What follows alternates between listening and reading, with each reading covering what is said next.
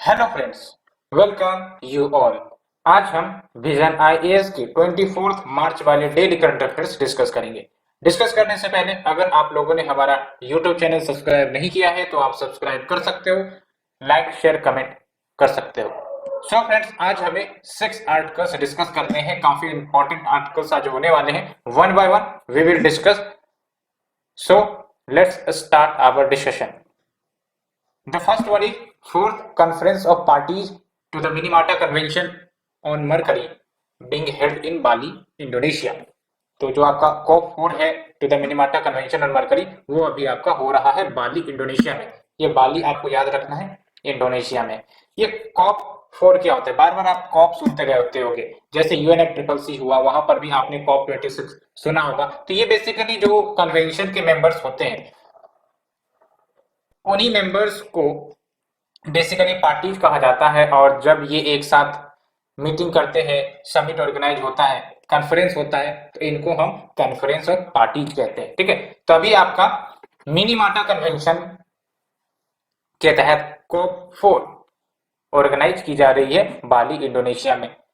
तो यहां से आपको जानना होगा कि मिनीमाटा कन्वेंशन है क्या। सबसे पहली बात तो आपको ध्यान में रखना है, मिनीमाटा convention is basically the convention that deals with mercury, क्योंकि मरकरी एक पॉइजनस एलिमेंट है। और मिनीमाटा डिजीज जो कि जापान में देखने को मिली थी, तब से मरकरी को लेकर कंसर्न्स निकल कर आई थी, और तभी एक कन्वेंशन साइन किया गया था to regulate the mercury production, their utilization and others. तो डिटेल्स हम डिस्कस करेंगे, लेकिन सबसे पहली बात हम सिलेबस के साथ करते हैं। तो आप देख सकते हो, पहला आर्टिकल आपका कंजर्वेशन एनवायरमेंटल पॉल्यूशन डिग्रेडेशन, इसके अंतर्गत कवर होगा। तो जो आपका मिनीमाटा कन्वेंशन ऑन मरकरी है, ये आपका 2013 में जेनेवा में अडॉप्ट किया गया था। और अच्छे से याद रखना, it is the world's first legally binding treaty, जिसके तहत ह्यूमन हेल्थ एंड एनवायरनमेंट को प्रोटेक्ट की जाती है from the adverse effect of mercury. और ये जो आप देख रहे हो मिनीमाटा, ये बेसिकली जो कन्वेंशन का नाम है, it has been adopted after the city, जो जापान में है, और वो इपी सेंटर बन गया था मिनीमाटा डिजीज का। वही मैंने आपको बताया भी था। और ये जो आपका मिनीमाटा डिजीज है, जो कि आपका जापान में देखने को मिला था, it was a neurological disease caused by severe mercury poisoning। 1950s में ये आपका इवेंट देखने को मिली थी। और इंडिया ने मिनीमाटा कन्वेंशन को ऑलरेडी 2014 में साइन किया था और रेटिफाई कर दिया था 2018 में। साइन करना और रेटिफाई करना में अंतर है। साइन करते हैं तो यानी कि हम अपनी सहमति दिखा रहे हैं, और रेटिफाई करने का मतलब है हम उसे इंप्लीमेंट करने वाले हैं। ठीक है, तो रेटिफिकेशन में हमने पूरी तरह से अपना सहमति दे दिया है और उसे हम इंप्लीमेंट कर रहे हैं। और देख सकते हो, it came into force in 2017। और जो मीटिंग अभी ऑर्गेनाइज हो रही है या फिर चल रही है, यहाँ पर जो इंडोनेशिया है एंड जो आपके यूनाइटेड नेशन है, उन्होंने एक ग्लोबल डिक्लेरेशन भी इंट्रोड्यूस किया है, जिसके तहत जो पार्टीज है मिनीमाटा कन्वेंशन के, उनको कहा है कि आप सब मिलकर जो ग्लोबल इलीगल ट्रेड होता है मरकरी का, उसको टैकल करने का प्रयास किया जाए। ठीक है, और नॉन बाइंडिंग डिक्लेरेशन जो पार्टीज को दी गई है, उसके तहत क्या बोला जाता है, तो इसके तहत प्रैक्टिकल टूल्स डेवलप करने की बात है, साथ ही साथ प्रॉपर इंफॉर्मेशन शेयरिंग सिस्टम को इंप्लीमेंट करने की बात की जाती है, सो दैट मॉनिटरिंग हो सके, मैनेज किया जा सके ट्रेड का, मरकरी का जो होता है उसे रेगुलेट किया जा सके। एंड साथ ही साथ जो भी एक्सपीरियंसेस अर्न की गई हैं एंड जो भी प्रैक्टिसेस डिफरेंट नेशंस के द्वारा पार्टीज के द्वारा फॉलो की जाती हैं, तो वो सब जो बेस्ट एक्सपीरियंस एंड प्रैक्टिसेस हैं उसको साझा किया जाए, एक्सचेंज किया जाए, सो दैट जो भी अदर मेंबर कंट्रीज हैं वो भी इलीगल ट्रेड को कम्बेट करने में एक प्रकार से इनिशिएटिव ले सके regarding mercury, like reducing the use of mercury in artisanal and small scale gold mining। अब बात करते हैं कि अन्य क्या कन्वेंशन है। ये सारे के सारे वन लाइनर के रूप में एमसीक्यू में आ चुके हैं प्रीलिम्स में, इसलिए आपको ध्यान में रखना है, इसके ऑब्जेक्टिव याद रखने हैं कम से कम। और आपको ये पता होगा कि चारों के चारों आपके लीगली बाइंडिंग है। इवन जो आपका मिनीमाटा कन्वेंशन है, हमने डिस्कस भी किया, वो भी आपका लीगली बाइंडिंग है। तो रॉटरडैम कन्वेंशन कौन से मैटर को डील करता है? तो रोटरडैम कन्वेंशन बेसिकली जो भी specific certain hazardous chemical and pesticides हैं उसके इंटरनेशनल ट्रेड को रेगुलेट करने का प्रयास करता है। अच्छे से याद रखना, कंफ्यूजन नहीं होने, बिकॉज ये चारों के चारों कन्वेंशन सिमिलर लगेंगे, लेकिन आपको क्लियरिटी रखनी है। Rotterdam convention deals with the certain hazardous chemicals and pesticides in the international trade. And जो बासेल कन्वेंशन है it deals with the control of transboundary movement of hazardous waste and the disposal, यानी कि जो hazardous waste है उसका जो ट्रांसबाउंडरी movement होता है, ट्रांसबाउंडरी मूवमेंट यानी कि एक देश से दूसरे देश, ऐसा होता है कि जो डेवलप कंट्रीज है या फिर जो अमीर देश है वो क्या करते हैं, हजार्डियस वेस्ट को डेवलपिंग या फिर लीस्ट डेवलपिंग कंट्रीज के पास भेज देते हैं और बदले में उनको पैसा मिलता है बेसिकली, जिसके कारण बहुत सारी डिजीज होने की संभावनाएं होती हैं। तो दैट्स व्हाई बासेल कन्वेंशन जो है वो कंसेप्ट में लाया गया था to control the transboundary movement of hazardous waste and their disposal. And we have the Vienna convention that deals with the protection of ozone layer, और ये तो आपको पता ही होगा। And Stockholm convention that deals with the persistent organic pollutant. Persistent organic pollutant वैसे organic pollutants होते हैं जो एनवायरनमेंट में, एटमॉस्फेयर में लंबे समय तक रहते हैं, एनवायरनमेंट को, ह्यूमन को, अदर लाइफ फॉर्म्स को नुकसान पहुंचाते हैं। सो फ्रेंड्स, ये हमने चार के चार कन्वेंशंस डिस्कस किए, काफी इंपॉर्टेंट है, all are legally binding. And अगर हम मरकरी की बात करें तो mercury is considered by WHO as one of the top 10 chemicals or group of chemicals having a major public health concern, and इसके टॉक्सिक इफेक्ट्स भी हो सकते हैं और होते ही है, आपको ही पता है। और मिनीमाटा जो डिजीज आई थी, it is all because of the mercury release, and that's why it has toxic effects on the nervous, digestive and immune system, lungs, kidney, skin and eyes। and ये देख लो, ये फैक्ट आप याद रख सकते हो। इंडिया सेकेंड लार्जेस्ट यूजर है mercury का in the world after US. जो थर्मोमीटर पहले इस्तेमाल होती थी, आजकल तो डिजिटल थर्मोमीटर आ चुका है, लेकिन जो ट्रेडिशनल थर्मोमीटर आप देखते होगे तो उसमें मरकरी ही यूज करी जाती थी। ठीक है, सो फ्रेंड्स, ये हमने डिस्कस किया article number 1 in detail. Let's move to the article number 2। State legislatures have power to tax lotteries organized by other states। Supreme court का जजमेंट आया है। कहने का मतलब यह है कि लेट्स से वन स्टेट का नाम है लेट्स से ए, और वो अगर लॉटरीज ऑर्गेनाइज कर रही है और एक स्टेट है बी। अब जाहिर सी बात है, लॉटरी ऑर्गेनाइज की गई स्टेट ए के द्वारा, तो अगर परमिशेबल है कि स्टेट बी के जो रेसिडेंट सब हैं वो इसमें इन्वेस्ट कर सकते हैं, तो फिर जो आपका स्टेट बी है उसके पास पावर होगा कि वो टैक्स कर सकती है इन रेवेन्यू के ऊपर अपने स्टेट ज्यूरिडिक्शन में। तो ये सुप्रीम कोर्ट का स्टेटमेंट निकल कर आया है, बिकॉज ये इश्यू बेसिकली सुप्रीम कोर्ट में अभी पेंडिंग थी और अब जाके फैसला आया है। तो ये आपको जानना जरूरी होगा, बिकॉज बार बार जो गैम्बलिंग है, बैटिंग है, इन सब से रिलेटेड नीड आते रहती है, इसलिए we should know that what is it. And आपको भी पता होगा जो आपका बैटिंग है, गैम्बलिंग है, ये सब आपके स्टेट सब्जेक्ट है। ठीक है, तो सिलेबस की अगर हम बात करें तो the syllabus will deal with your parliament and state legislature. Generally यहाँ से स्टेट लेजिस्लेचर ही होगा। There structure, functioning, conduct of business, power and privileges and issues arising out of these. तो ये जो जजमेंट आया है सुप्रीम कोर्ट का, it has come on appeals which was filed by Karnataka and Kerala government. And basically इससे पहले जो आपके Karnataka and Kerala high court थे, उन्होंने फैसला दिया था कि जो स्टेट है they lacks legislative competence to levy taxes on lotteries organised by the other state. लेकिन फिर यहां से मैटर आपका उठ के गया सुप्रीम कोर्ट के पास, और सुप्रीम कोर्ट ने बेसिकली बोला कि हाँ, स्टेट लेजिस्लेचर के पास पावर है कि वो लॉटरीज के ऊपर टैक्स कर सकते हैं which are organized by the other states। तो बात करते हैं कि आखिर इश्यू क्या बोलते हैं। तो इश्यू, दो इश्यू निकल कर आती हैं। पहला इश्यू ये है कि जो बैटिंग एंड गैम्बलिंग है जो कि एक स्टेट सब्जेक्ट है, तो क्या बैटिंग एंड गैम्बलिंग में लॉटरीज शामिल हैं? एंड अगर शामिल है तो क्या स्टेट के पास कॉम्पिटेंस है कि वो टैक्स कर सकते हैं इन्हें? दूसरा इश्यू निकल कर आया था कि whether entry 40 of list 1 restrict करती हैं power of the states to levy tax on the lotteries organised by the other state. तो फिर इन्हीं दो इश्यू पर मैटर रिवॉल्व कर रही थी और अल्टीमेटली सुप्रीम कोर्ट का भी फैसला आया है। तो पहला बात तो क्लियर हो गया कि जो लॉटरीज है वो आपका बैटिंग एंड गैम्बलिंग के ही अंतर्गत आता है। And It appears in the state subject under the entry 34 list 2 of the 7 schedule। और आपको पता है 7 शेड्यूल में 3 लिस्ट आती हैं, यूनियन लिस्ट, आपके स्टेट लिस्ट, कंकरेंट लिस्ट। तो ये बात यहां से क्लियर हो गई।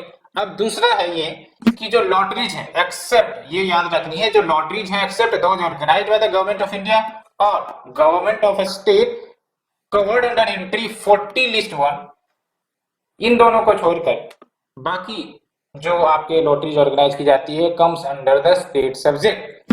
एंड जो आपके एंट्री 40 लिस्ट 1 है, it does not take away the power of the state to levy taxes on the state lotteries. तो यही तो फैसले में आया है कि जो स्टेट के पावर को रेस्ट्रिक्ट नहीं किया जा सकता to levy the taxes on the lotteries which has been organized in the other state। And यहाँ पर कोर्ट ने ऑब्जर्व किया कि in case of apparent overlapping between the two entry, तो जो डॉक्ट्रिन ऑफ पिथ है एंड सब्सटेंसेस उसको apply करना पड़ेगा to find out true nature of legislation and the entry within which it could fall. और आपको ये समझना है कि बैटिंग और गैम्बलिंग का क्या मतलब होता है। तो बैटिंग एंड गैम्बलिंग को याद रखना है आपको कि फाइनेंस एक्ट 1994 एक्ट के तहत डिफाइन की गई है। संविधान में बैटिंग एंड गैम्बलिंग आपका डिफाइन नहीं है, जो डिफाइन की गई है वो फाइनेंस एक्ट 1994 एक्ट में डिफाइन की गई है। इट मींस कि कुछ ऐसी चीजें जो वैल्यूएबल है उसको गिरवी रख देना, स्टेक पर रख देना, पार्टिकुलरली मनी ही हम रखते हैं जब भी बैटिंग या फिर गैम्बलिंग की बात आती है। तो और उसमें ये भी पता होता है कि हाँ इसमें रिस्क है, कॉन्शियसनेस है हमारे पास कि हाँ इसमें रिस्क है, फिर भी हम इसमें गेन की उम्मीद रखते हैं। एंड जो रिजल्ट है इस गेम का वो डिटरमाइन कैसे होता है, बाय चांस और एक्सीडेंट, प्रोबेबिलिटी के आधार पर होता है, चांसेस या लक, बाय चांस जिसको आप कहते हैं। ठीक है, तो ये हो गया आपका बैटिंग और गैम्बलिंग का definition. Means putting on a stake something of value particularly money with consciousness कि इसमें रिस्क है, but there is a hope of gain on the outcome of a game और a contest, but this result may be determined by chances और accident. ठीक, and lottery आप देख सकते हो it is enumerated under entry 40 of list 1 of 7 schedule and ये govern होता है आपका लॉटरीज रेगुलेशन एक्ट के तहत। तो ये बातें हमने डिस्कस की friends, and let's move to the next article. Meeting between external affairs minister of India and Oman held. Oman की अगर हम बात करें तो काफी सिग्निफिकेंट एंड स्ट्रेटेजिक इंपॉर्टेंस रखता है भारत के लिए, और ओमान का जो लोकेशन है वो भी काफी महत्वपूर्ण है भारत के लिए। और आपको भी पता होगा कि ओमान आपका जो इंडियन ओशियन है ना, उससे बॉर्डर करता है। मैप की अगर हम बात करें तो आप देख सकते हो ये आपका पूरा अरेबियन पेनिनसुला है, ये जो आप देख रहे हो ये पूरा आपका अरेबियन पेनिनसुला है। ठीक है, और ये ट्रॉपिक ऑफ कैंसर को आपको ध्यान से रखना है, यूनाइटेड अरब इमिरेट से गुजरती है, इवन आपके जो सऊदी अरेबिया है उससे भी गुजरती है, अलोंग विद ये जो आपका ओमान है उससे भी गुजरता है। और ये याद रखना ओमान में आपका जो मस्कट है, ठीक है, कैपिटल, इससे क्रॉस करता है आपका ट्रॉपिक ऑफ कैंसर। एंड यहाँ पर जब मैप देख ही रहे हैं तो आप आराम से देखो कि जो ईरान है, ऊपर ईरान है और यहाँ पर आपका ओमान का कुछ पोर्शन देख रहे हो आप यहाँ पर, इन दोनों के बीच आपका स्ट्रेट ऑफ हर्मुज गुजरता है। It is narrow passage way of water that connect the Persian Gulf and Gulf of Oman. तो अच्छे से इसको समझना है, यहाँ से क्वेश्चन आता है strait of Hormuz connects Persian Gulf and Gulf of Oman. And अगर लैंडमास की बात करें तो जो स्टेट ऑफ हॉर्मुज है it lies between Oman and Iran. And tropic of cancer की बात हमने की, सऊदी अरेबिया, यूएई एंड आपका ओमान, और ओमान में ही आपका जो मुस्कैट कैपिटल है उससे भी क्रॉस करता है। और यहाँ पर एक चीज और आप देख सकते हो कि जो आपका कतर है, कतर का कैपिटल दोहा, दोहा अमेंडमेंट, दोहा एग्रीमेंट, कुछ आपने सुना होगा WTO से रिलेटेड। एंड नेक्स्ट जो रू अब खाली, ये डेजर्ट है, desert is in Saudi Arabia, यहाँ से आपको ये क्लियर हो गया होगा। एक और इंपॉर्टेंट चीज आपको याद रखना है, दुकम पोर्ट, दुकम पोर्ट आपका ओमान का है और यहाँ पर एक्सेसिबिलिटी भारत को दी गई है। ये सबसे इंपॉर्टेंट बात याद रखना है, that defines the importance of Oman for India. तो और भी डिटेल से हम बात करेंगे, लेकिन सबसे पहली बात सिलेबस के साथ करते हैं। तो सिलेबस वेरीज, हाँ, bilateral, regional, global groupings, agreements involving India and और अफेक्टिंग इंडियाज इंटरेस्ट।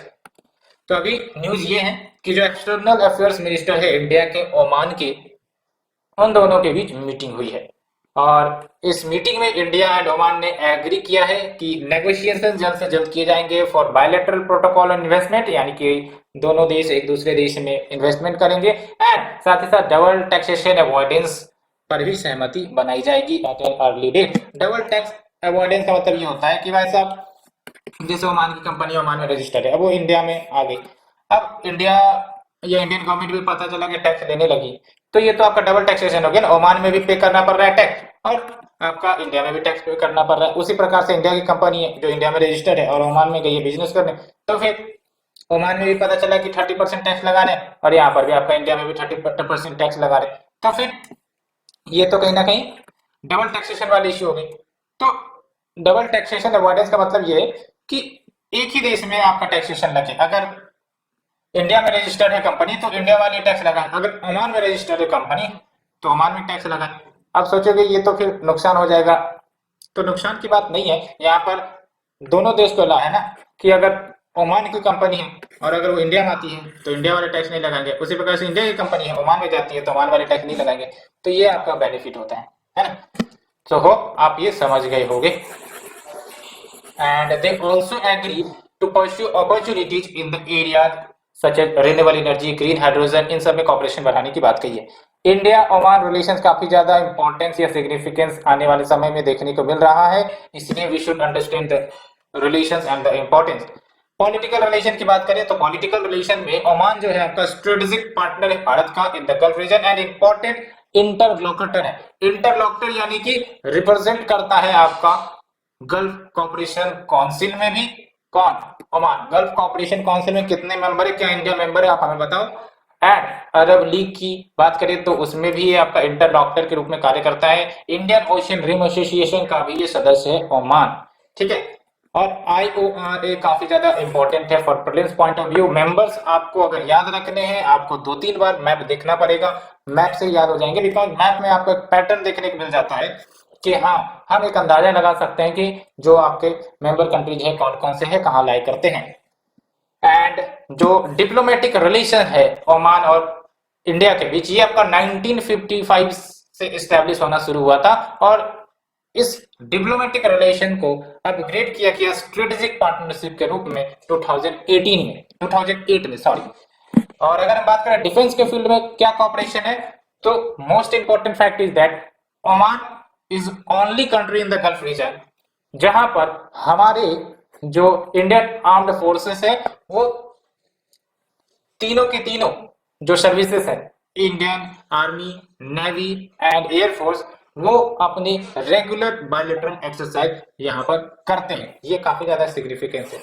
और साथ ही साथ Oman critical operational support provide करता है हमारे इंडियन नेवल डिप्लॉयमेंट्स को इन द अरेबियन सी, जो एंटी पायरेसी मिशन करते हैं। एंटी पायरेसी मिशन यानी कि जो भी हमारे शिप जाते हैं, ठीक है, अब पता चला कि जो पायरेट्स होते हैं, है ना, समुद्री डाकू, समुद्री लुटेरे, है ना, तो उनसे डील करने के लिए जाहिर सी बात है इंडिया एंटी पायरेसी मिशन चलाता है और उसके लिए क्रिटिकल ऑपरेशनल सपोर्ट, जानकारी देना, है ना, कुछ मदद प्रोवाइड करना, वो सब आपको ओमान प्रोवाइड करता है।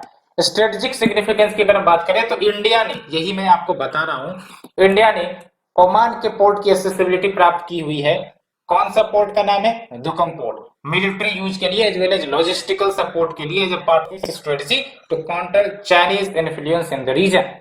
And economic and commercial significance देखे तो देख सकते हो ओमान जो भी चीजें इंपोर्ट करता है जिस भी देश से, third largest source for its import is India, ठीक है। ये एक सिग्निफिकेंस है। तो भारत के लिए अच्छी बात है कि भारत से एक्सपोर्ट बढ़ते हैं और ये एक्सपोर्ट होके कहा जाते हैं, ओमान में जाते हैं। एंड जो आपका ओमान क्रूड ऑयल एक्सपोर्ट करता है, अगर हम स्पेसिफिकली 2019 के डाटा की बात करें तो थर्ड लार्जेस्ट मार्केट इंडिया ही था। तो ये सिग्निफिकेंस निकल कर आती है। सो फ्रेंड्स, ये हमने डिस्कस किया article number 3। Let's move to the article number 4। India achieved its ambitious target of crossing 400 billion export. $400 billion export. $400 billion कोई छोटी मोटी रकम नहीं है। 1 बिलियन में 100 करोड़ होते हैं। 400 बिलियन की बात हो रही है, वो भी इन टर्म्स ऑफ डॉलर। तो आप अंदाजा एक बार लगाना कैलकुलेटर से कैलकुलेट करके कि कितनी होती है। और एक्सपोर्ट बढ़ेगा तो जाहिर सी बात है हमारी जो इंडिजीनियस मैन्युफैक्चरिंग की पावर है, चाहे वो आपकी एग्रीकल्चरल प्रोडक्शन की बात करें, सब में कहीं ना कहीं प्रॉफिटेबिलिटी बढ़ती नजर आएगी। ठीक है, बिकॉज हम लोग प्रोडक्ट प्रोड्यूस तो करते हैं, ठीक है, कंज्यूम भी करते हैं, बट बात आती है जब एक्सपोर्ट की, जिसमें काफी ज्यादा क्षमता होती है कि हमारे डोमेस्टिक कैपेसिटी को बढ़ाए, हमारी जो जीडीपी को बूस्ट करे, उसमें कहीं ना कहीं हम पीछे रह जाते हैं। तो अगर हमें मजबूत करनी है अपनी इकोनॉमी को, साथ ही साथ इनकम्स बढ़ानी है, तो वन ऑफ दैट कि हम जो भी प्रोडक्ट प्रोड्यूस करते हैं उसको एक्सपोर्ट करें क्वालिटी के साथ एंड डाइवर्सिफिकेशन के साथ with diverse nation as well. ऐसा नहीं कि हम 3 ही देश से को एक्सपोर्ट करते हैं तो हमेशा 3 ही देश को एक्सपोर्ट करेंगे। ये भी तो हो सकता है कि हम अपने जो मार्केट है उसको डाइवर्सिफाई करें, 3 से 6 करें, 6 से 9 करें, तो भी आपका प्रमोशन होगा एक्सपोर्ट का। तो देख सकते हो, for the first time ever India achieved the target that it has set for exports. तो इट मार्क्स ए की माइलस्टोन फॉर आत्मनिर्भर भारत जर्नी। तो सिलेबस देखते हैं पहले। तो Indian economy issues related to the planning, mobilization of resources, growth, development, employment. And जो key drivers रहे हैं एक्सपोर्ट ग्रोथ के, उसमें कौन कौन से कंपोनेंट रहे। तो पेट्रोलियम प्रोडक्ट्स आप देख सकते हो 147.6% का एक्सपोर्ट ग्रोथ देखने को मिला। इंजीनियरिंग गुड्स की बात करें तो 49.7% का एक्सपोर्ट ग्रोथ देखने को मिला। फिर आपके इलेक्ट्रॉनिक गुड्स हैं, जेम्स हैं, ज्वेलरी है, ठीक है, इन सब है। अब बात करते हैं रीजंस क्या है सच एक्सपेंशन के, इतने ज्यादा एक्सपोर्ट इतनी तेजी से कैसे बढ़े। एक तो डिमांड साइड, तो कोविड-19 जब पैंडेमिक आया था तो जाहिर सी बात है सारी सर्विसेज सब शट डाउन हो गई थी, और जब ओपन हुआ, लॉकडाउन जब टूटी, तो जो डिमांड है वो फिर आपका बढ़ने लगी धीरे धीरे। तो surge in demand is one of the factor. और दूसरी इंपॉर्टेंट बात यह है कि बहुत सारे देशों ने, इंक्लूडिंग इंडिया अगर हम बात करें, जब पैंडेमिक आई थी तो इकोनॉमी आपका स्लो डाउन में चली गई थी। अब उस स्लो डाउन से उभारने के लिए बहुत सारे देशों ने एक्सपेंशनरी मॉनेटरी पॉलिसी लेकर आई थी, जिसके तहत मनी सप्लाई को इकोनॉमी में बढ़ाने की बात की गई थी। अब जैसे जैसे मनी सप्लाई बढ़ेगा तो इसका मतलब जो पैसे हैं इकोनॉमी में वो आएंगी। हर व्यक्ति के पास लेट से कि 10-10 लाख रुपए आ गई एग्जाम्पल के तौर पर, मनी सप्लाई बढ़ने का मतलब क्या हुआ कि सबके पास अब पैसे आ गए। अब सबके पास पैसे आएंगे तो क्या होगा कि सब खरीदना चाहेंगे प्रोडक्ट। जब सब खरीदना चाहेंगे प्रोडक्ट तो फिर जो डिमांड है प्रोडक्ट की बढ़ेगी। तो इसी में जो expansionary monetary policy developed economies ने अपनाई, उसके कारण जो डिमांड है प्रोडक्ट्स की, चाहे वो आपका डोमेस्टिक प्रोडक्ट हो या फिर आपका फॉरेन प्रोडक्ट हो, उसकी बढ़ी। तो उसका जो असर है वो इंडियन प्रोडक्ट पर भी बढ़ा, इंडियन प्रोडक्ट की भी डिमांड बढ़ी in the foreign nation, and ultimately जो एक्सपोर्ट है वो उसको बढ़ावा भी मिला। ये बातें।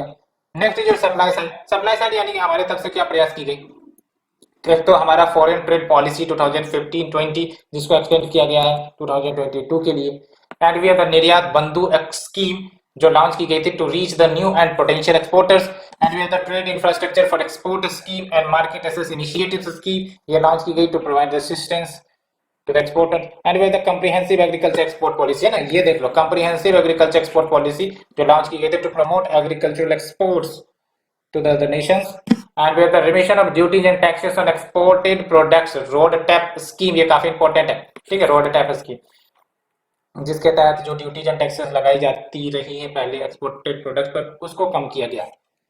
And we are the enhancing role of Indian missions abroad toward promoting India trade tourism. तो जैसे एनआरआई होते हैं या फिर जो इंडियंस अब्रॉड में रहते हैं, तो वो सभी कहीं ना कहीं प्रचार प्रसार करते हैं हमारे प्रोडक्ट का, हमारे देश का, जो एक प्रकार से एक माहौल बनता है कि हाँ भारत में आप जा सकते हो टूरिज्म के रूप में, बहुत ही अच्छी अच्छी चीजें देखने को मिलती हैं। तो ये सब एक रोल प्ले करता है to enhance the trade tourism, ठीक है। एंड देख सकते हो history scripted India achieves its highest ever goods export target of 400 billion dollar. तो ये बात है। And next we move to the NASA provides update to astronaut moon lander plans under Artemis।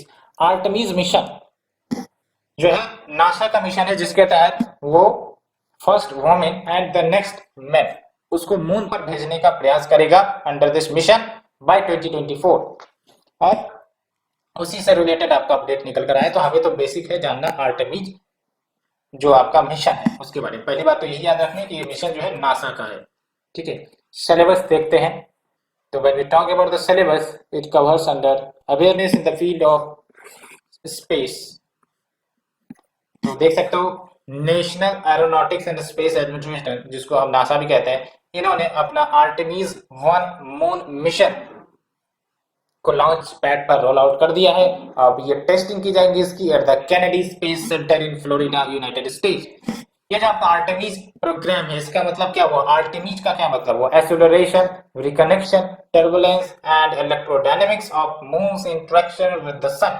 और इसको 3 हिस्से में बांटा गया है, या फिर यूं कह सकते हो इसका 3 फेज होगा। पहला फेज आर्टेमिस 1, इसके तहत अनक्रूड फ्लाइट, यानी कि इसमें कोई क्रू मेंबर्स नहीं जाएंगे और ये टेस्ट हो करेगा स्पेस लॉन्च सिस्टम रॉकेट को जो मिशन को लॉन्च करेगा एंड ओरियन स्पेसक्राफ्ट को। ये ओरियन स्पेसक्राफ्ट याद रखना आपको, it is associated with Artemis moon mission, ठीक है। और दूसरा फेज में आप देख सकते हो आर्टेमिस 2, और ये आपका पहला क्रूड फ्लाइट टेस्ट होगा। इसमें क्रू मेंबर्स जाएंगे एंड ये जो क्रूड फ्लाइट टेस्ट है वो आपका टारगेटेड है 2023 के लिए। And the next and final Artemis 3, ये आपका एस्ट्रोनॉट को लैंड करेगा मून के साउथ पोल में। कहां पर? मून के साउथ पोल में 2024 में। तो इसका मतलब जो आपके एक्चुअल में एस्ट्रोनॉट्स कब लैंड होंगे? 2024 में। और इससे पहले जो भी फेज है वो टेस्ट के लिए है। एंड उसी प्रकार से गगनयान में भी आपने देखा होगा कि टेस्टिंग चल रही है ना। अनक्रूड स्पेसक्राफ्ट की पहले टेस्टिंग होती है, फिर वॉयस डिवाइसेस सबकी टेस्टिंग होती है। तो यही बात है। अब देख सकते हैं इस प्रोग्राम के माध्यम से नासा ह्यूमंस को मून पर लैंड करवाने का प्रयास कर रहा है by 2024 and it will contribute to the scientific discovery and economic benefits and will also inspire the new generation of explorers. एंड इसके तहत नए नए टेक्नोलॉजीज का डेमोन्स्ट्रेशन भी होगा, कैपेबिलिटीज, बिजनेसेस अप्रोच जो अल्टीमेटली जरूरी होंगी for the future exploration of Mars, क्योंकि मून से मार्स पर पहुंचना आसान होगा, ठीक है। इसीलिए ये सब कैपेबिलिटीज को भी डेमोन्स्ट्रेट किया जाएगा। एंड क्या क्या एलिमेंट्स इन्वॉल्व हैं? तो जो मून पर जा रहे हैं we have the exploration ground system. इसके अंतर्गत वेरियस स्ट्रक्चर्स जो ग्राउंड पर एस्टेब्लिश किए जाते हैं which are required to support the launch, वो आपके जाएंगे साथ में। S L S Orion, Orion याद रखना है, it is the spacecraft for lunar vision. And next is your gateway, the lunar outpost around the moon, lunar landers, that is your modern human landing system. And next your Artemis generation space suits, ये भी आपको याद रखने हैं। अन्य क्या moon के exploration चल रहे हैं दूसरे देश के मिशन। तो एक तो सोवियत यूनियन का अनक्रूड लूना 1 एंड 2 मिशन है, it is first rover to visit the moon.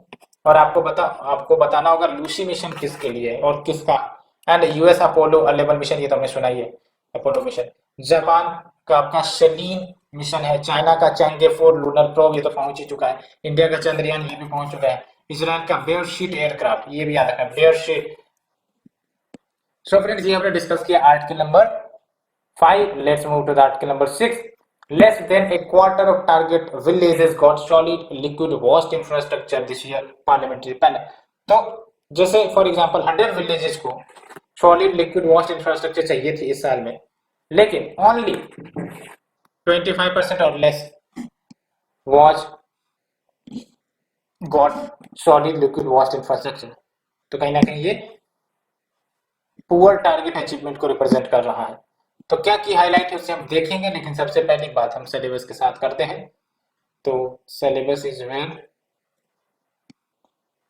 Conservation में ही होगा, हाँ, कंजर्वेशन एनवायरमेंटल पॉल्यूशन डिग्रेडेशन इसके अंतर्गत ही कवर हो जाएगा आपका। तो देख सकते हो poor target achievement under the स्वच्छ भारत मिशन, जाहिर सी बात है डाटा से निकल कर आ रही है। तो इस रिपोर्ट में ये भी बताई गई है कि जो इम्प्लीमेंटेशन है solid and liquid waste management infrastructure की जो टेकन अप की जानी थी under the second phase of SBI, it lag behind in the country. कैसे? तो only 22% of the targeted village cover की गई है सॉलिड वेस्ट मैनेजमेंट के अंतर्गत and only 12% of the liquid management watch covered.